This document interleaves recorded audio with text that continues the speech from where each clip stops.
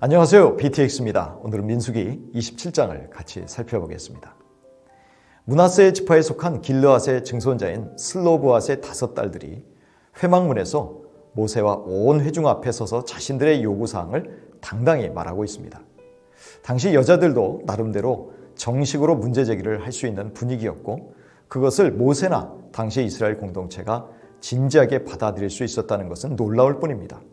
성경은 결코 남녀를 구분하고 있으나 차별하고 있지 않음을 보여줍니다. 이 여인들의 아버지인 슬로브앗은 단지 자기 죄 때문에 죽었지 하나님께 패역했던 고라의 일당에 속하지 않았다고 밝힙니다. 즉 그의 아버지는 다른 출애굽 1세대들과 같이 광야에서 40년의 징계 와중에 세상을 떠난 사람이었지만 아들이 없다는 것입니다. 하지만 아들이 없다고 해서 아버지에게 할당되려고 했던 기업의 몫을 받지 못한다는 것이 부당하다고 말합니다. 이 여인들은 자신들의 말을 좀 더 호소력 있게 하기 위해서 단지 땅의 문제라고 말하지 않습니다. 우리 아버지의 이름이 그의 종족 중에서 삭제되리까? 라고 질문합니다. 그러면서 자신들은 자기 아버지의 이름을 보존하기 원하며 그러기 위해서 자신들에게도 기업이 계승될 수 있게 해달라는 요청을 하는 것이죠. 그리고 모세는 그 사연을 묵살하지 않고 하나님께 말씀드립니다. 당시 기업이 남자 후손을 통해서만 전수된다는 원칙과 기업이 지파와 가족 내에 머물러야 한다는 원칙이 확립되려던 시기였습니다.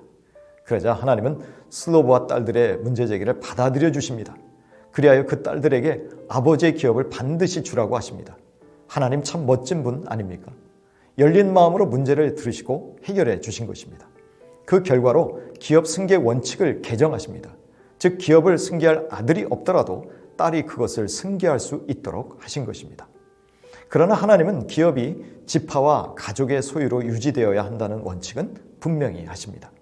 그리하여 가문과 지파 내에서 기업의 주인과 가장 가까운 친척이 그 기업을 승계하게 하십니다. 이제 하나님은 모세에게 아바림산에 올라 당신이 이스라엘 자손에게 준 땅을 바라보라고 하십니다. 이어서 하나님은 민수기 20장에 기록된 무리바 사건 때문에 아론처럼 모세도 가나안 땅에 들어가지 못하고 죽는다고 말씀하십니다. 무리바 사건에서 모세와 아론이 하나님의 명령을 거역했고 하나님의 거룩함을 그들 앞에서 나타내지 않았기 때문이었음을 명백히 밝히십니다. 아바림산, 느보산, 비스가산 꼭대기란 지명들은 모세가 마지막으로 약속의 땅을 둘러본 동일한 장소를 각기 다르게 지칭한 것입니다. 아바림산이 이 장소가 속한 지역을 지칭하고 느보산은 그것을 좁혀 좀 더 구체적으로 언급했다면 비스가산 꼭대기는 이를 더욱 좁혀서 언급한 것입니다. 그렇다면 이제 남은 일은 모세의 후계자를 세우는 일입니다. 그래서 하나님의 결정을 받아들인 모세는 하나님께 기도합니다. 그는 하나님을 모든 육체의 생명의 하나님이라고 부르면서 자신의 죽음으로 인하여 생길 리더십의 공백을 하나님이 세우실 지도자를 통해서 메꾸어 달라고 기도합니다. 여기서 지도자는 출입하며 인도하는 역할을 하는데 이는 지도자가 백성들의 모든 일상적인 생활과 행동에 함께하며 주관해야 함을 표현한 것입니다. 목자는 지도자를 의미하는 대표적인 용어였습니다. 출입이라는 표현은 군대의 출정과 귀환과도 연결되기도 합니다. 이에 하나님은 모세의 후계자로 눈의 아들 여호수아를 지목하시고 그에게 안수하라고 하십니다. 여호수아의 특징은 그 안에 영이 머무는 자입니다. 즉 그 속에 하나님의 영이 머물러 있었다는 것입니다. 그리하여 모세는 여호수아의 머리에 안수함으로 안수를 받는 사람이 모세의 직책을 부여받았음을 표시합니다.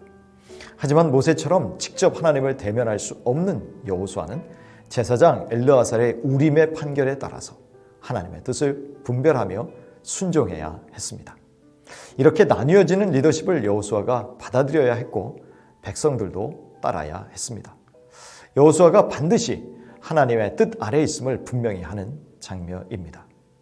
이러한 절차들의 목적은 모세의 지도자로서의 존귀를 여호수아에게 돌려서 이스라엘 자손들로 하여금 그에게 복종하게 하기 위함이었습니다. 즉 하나님의 뜻을 알려주는 제사장 엘르아살의 뜻에 순종하는 여호수아를 백성들이 따르게 하려는 것입니다. 이처럼 지도자의 권위는 그가 하나님의 말씀에 순종함에 달려있음을 알 수 있습니다. 그래야 모세는 하나님의 명령에 순종하여 여호수아를 데려다가 제사장 엘르아살과 온 회중 앞에 세우고 안수함으로 자신의 직위를 이양합니다. 오늘 본문을 통해서 하나님이 매우 스위트하신 분임을 알 수 있습니다.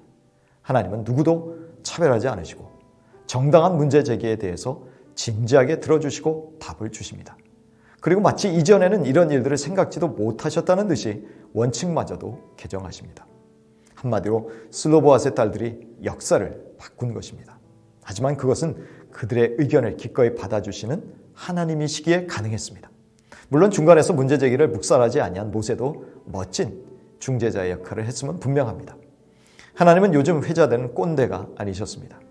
예수님은 이 멋진 하나님의 모습을 공생애 속에서 분명히 보여주셨습니다. 누구보다도 여성들을 존중해 주셨기에 이스라엘 공동체의 원형은 바로 진정한 평등의 관계에 있다고 할 수 있을 것입니다. 지금의 교회도 혹시 그런 모습일까요? 혹시 교회가 성도들에게 꼰대 문화의 전형으로 외면당하고 있지는 않은지 돌아보았으면 합니다. 사도 바울 역시 하나님의 공동체는 그리스도 안에서 누구나 평등함을 선포하고 있습니다. 갈라디아서 3장 27절 이하입니다. 누구든지 그리스도와 합하기 위하여 세례를 받은 자는 그리스도로 옷 입었느니라. 너희는 유대인이나 헬라인이나 종이나 자유인이나 남자나 여자나 다 그리스도 예수 안에서 하나이니라. 너희가 그리스도의 것이면 곧 아브라함의 자손이요 약속대로 유업을 이을 자니라.